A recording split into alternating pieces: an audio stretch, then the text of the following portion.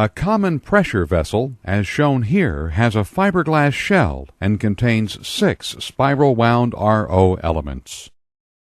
Spiral-wound elements can range in size from 2 to 12 inches in diameter and 12 to over 40 inches in length. A very common size that is used for industrial water purification is an element which is 8 inches in diameter by 40 inches in length. When 6 elements are placed in a pressure vessel, male couplers connect the product tube in each element to the product tube of the next element. This interconnection allows permeate from all elements to exit the pressure vessel in either direction. Typically, one end of the pressure vessel's product tube is capped while the other is open to allow product water to exit. The couplers generally have double O-rings on each side. These O-rings on the couplers are used to prevent higher pressure feed water from passing into the product tube, thus contaminating the product water. Each element has a brine seal placed in the groove located on the outside of the anti-telescoping cap. It is critical that this brine seal always be placed on the feed water inlet side of the element and that the seal open in the direction of the feed water. This seal prevents feed water from going around the element rather than through it. Both the inlet and outlet side of the pressure vessel use an adapter.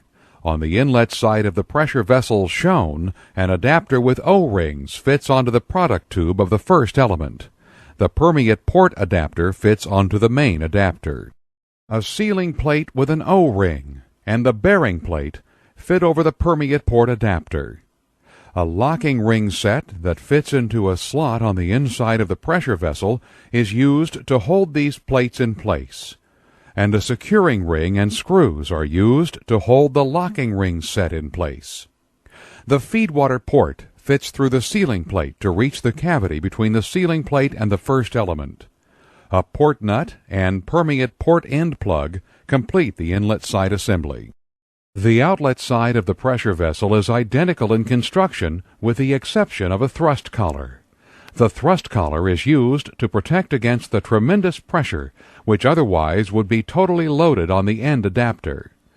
To appreciate the pressure that the thrust collar must endure, consider a pressure vessel where each of the 6 elements has a differential feedwater pressure of 10 psi. The resulting 60 psi of differential would be multiplied by the element's surface area of approximately 50 square inches to obtain the total force exerted, which would be approximately 3,000 pounds at the end adapter.